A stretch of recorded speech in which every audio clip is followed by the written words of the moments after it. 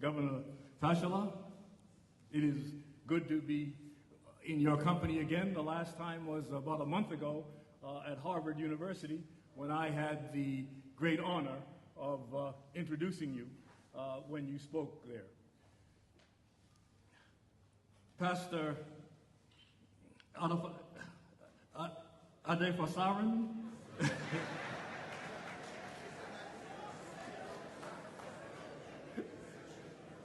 you'll pardon me, I will get it. I am very pleased to accept the invitation of the Center for Values and Social Change to talk about the values that brought Obama to office.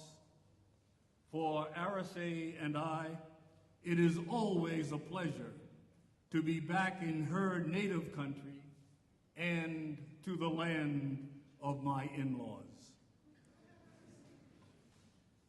In the summer of 2008, I delivered a series of lectures under the auspices of our State Department on the meaning of the presidential campaign, which pitted the Republican candidate John McCain against his Democratic Senate colleague, Barack Obama. McCain was a veteran politician who had successfully challenged George Bush, who had unsuccessfully challenged George Bush for his party's nomination 8 years earlier. Barack Obama, on the other hand, had been in the national spotlight for only a brief, shining moment prior to his run for the presidency, when at the Democratic Convention in 2004 in my hometown of Boston, he had delivered a keynote speech of such power that he was immediately tagged as a future leader. He was only 43 years of old and was the Democratic candidate for Senate that year in Illinois. The rapid rise of Obama between the convention in 2004 and that in 2008 would have been remarkable and almost unprecedented if he were white.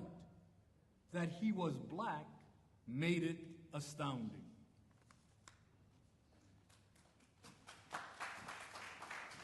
By the time I was serving here as ambassador in the last decade of the 20th century, the United States had made giant strides away from its racist and segregationist past. But who would have believed then that before the end of the first decade of the 21st century, America would have been ready to elect a black man as president? Such a thing would have been unthinkable in 1961, the year Obama was born. Only 6 years earlier, Martin Luther King Jr.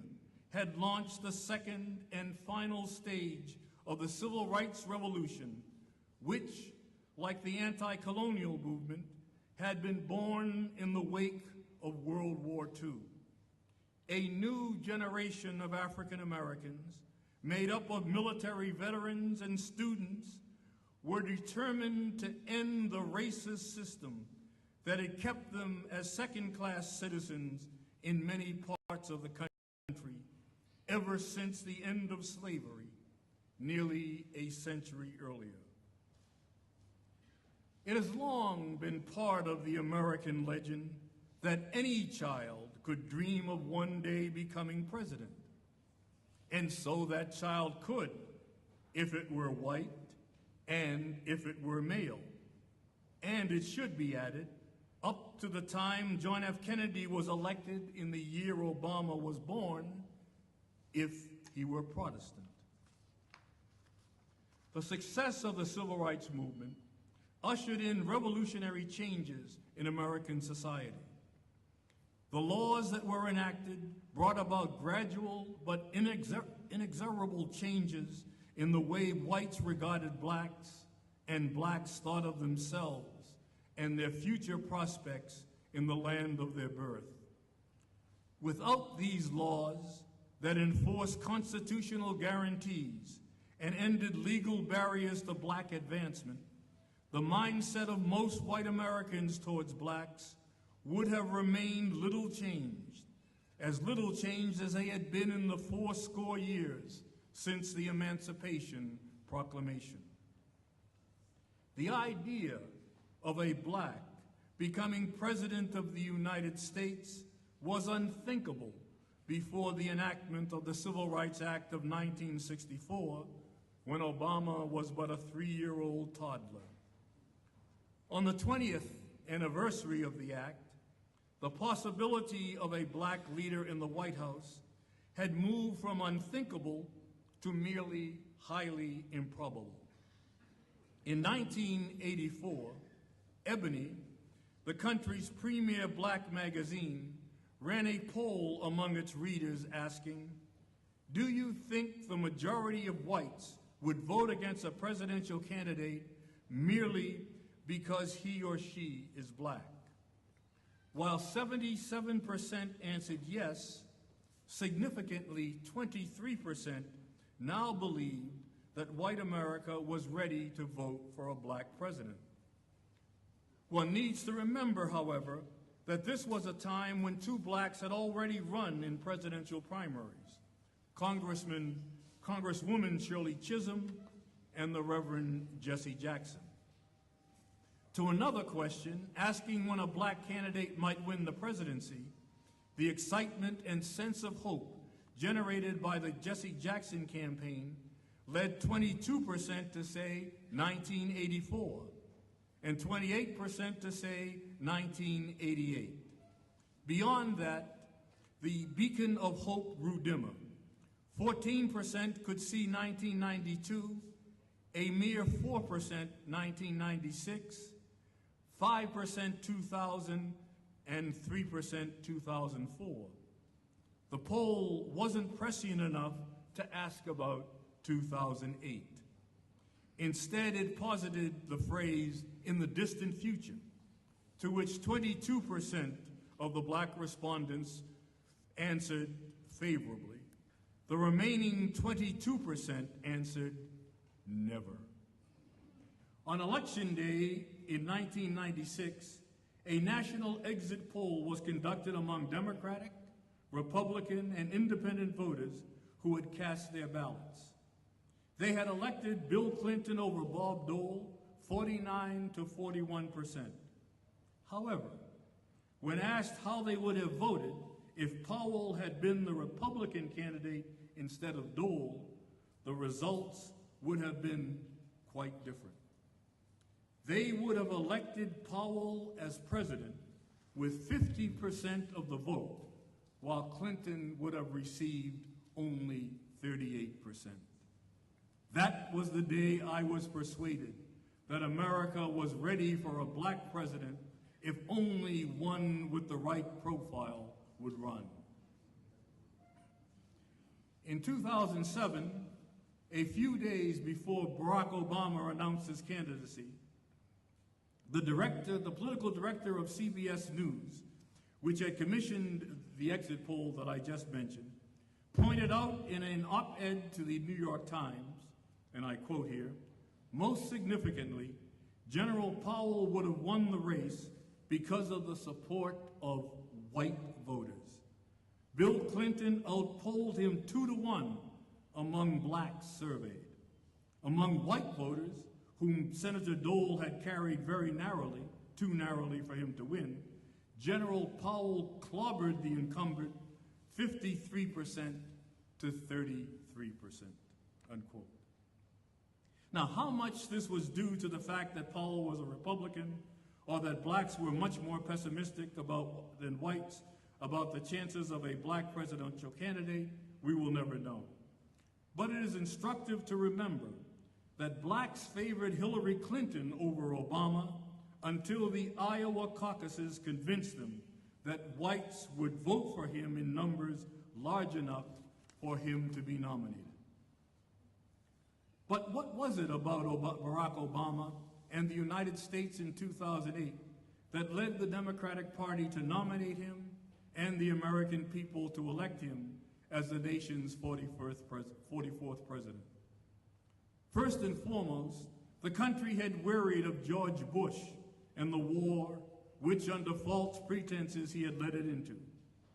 Hillary Clinton, for all the stranglehold she and her husband, former President Bill Clinton, held on the apparatus and leaders, or as you might call them, godfathers of the Democratic Party, could not overcome the fact that she had voted in the Senate for the Iraq War and Barack Obama had voted against it. That issue mobilized young people in a way no other since the Vietnam War had been able to do. And in a young, recently elected senator from Illinois, they found their champion. It is important to say a word about this generation. They were the children and grandchildren of those who in the 1960s and 70s had brought about the greatest social revolution in American history. They were also, some of them, the heirs of those who had fought against those changes.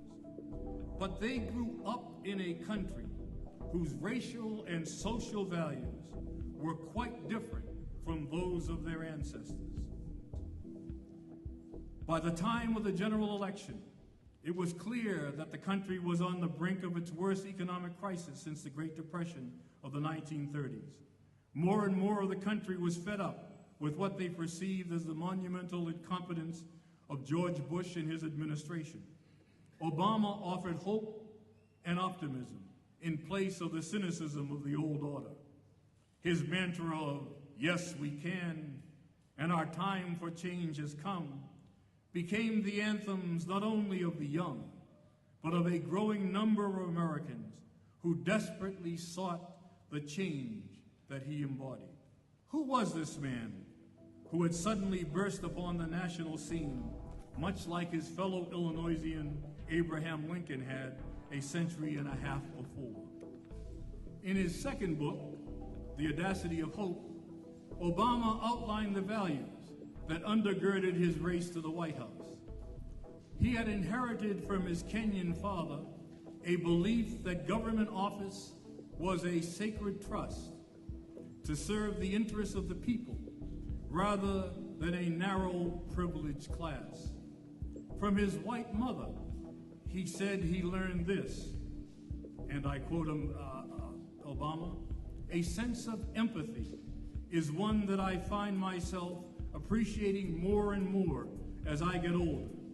It is at the heart of my moral code, and it is how I understand the golden rule, not simply as a call to sympathy or charity, but as something more demanding, a call to stand in someone else's shoes and see through their eyes. My mother's simple principle was, how would that make you feel? We wouldn't tolerate schools that don't teach, that are chronically underfunded and understaffed and underinspired, if we thought that the children in them were like our children. Like any value, empathy must be acted upon." Now, President Obama is no theoretical idealist. During his campaign, he asked those who shared his values of a just, open, and transparent society to help elect him to office so that he could do more than talk about it, but so that he could bring it about. The true test of what we value, he said, was whether we were willing to pay a price for what we believe. If we weren't, then we should ask ourselves whether we truly believe that at all. He believes, unlike his Republican adversaries, that government has a crucial responsibility to intervene in behalf of the powerless and in our society. The president is also a religious man who believes, as he said, that our communal values, our sense of mutual responsibility and social solidarity should express themselves not just in church or the mosque or the synagogue, not just on the streets where we live, in the places where we work, or within our own families, but also through our government. Our government can play a role in shaping the culture for the better or for the worse.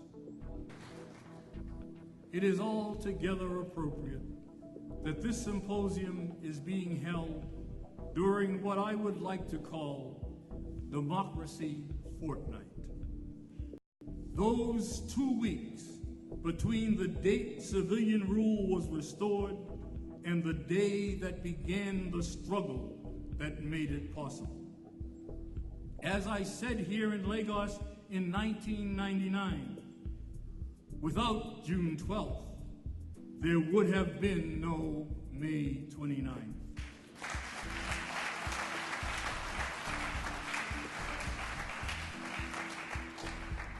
I was pleased that President Jonathan did what his predecessors failed to do: recognize the fallen heroes of the campaign against military rule.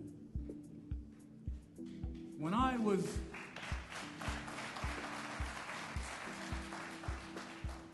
was young, we African Americans remembered the struggles of our heroes past every February during what we called Negro History Week. Now, those 7 days have stretched into 4 weeks, and all Americans celebrate every February Black History Month.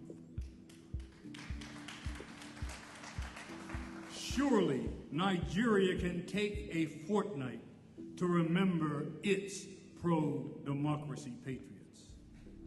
May every school child in this land, from now until the end of times, be taught the names and be inspired by the deeds of those who must never be forgotten.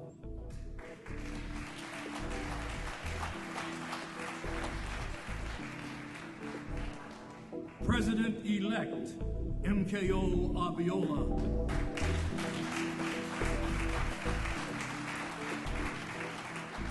and his fearless wife, Kudirat, Alfred Rwani, Beku Ransom Kuti, Ken Saro-Wiwa and the Ogoni Nine,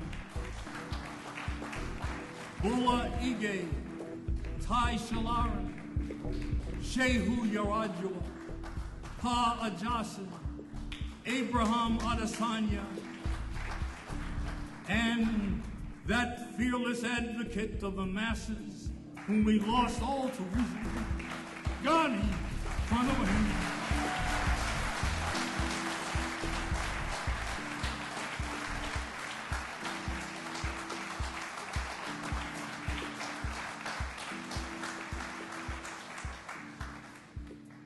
I realize that this litany is not all-inclusive, but only representative of so many others. And it also does not include those who are still living and valiantly carry on the great effort. Some of them are in the audience today. They realize sadly, 11 years after the Restoration, the enduring truth of the anthem of those who fought to liberate Portugal's African colonies. La luta continua, the struggle continues.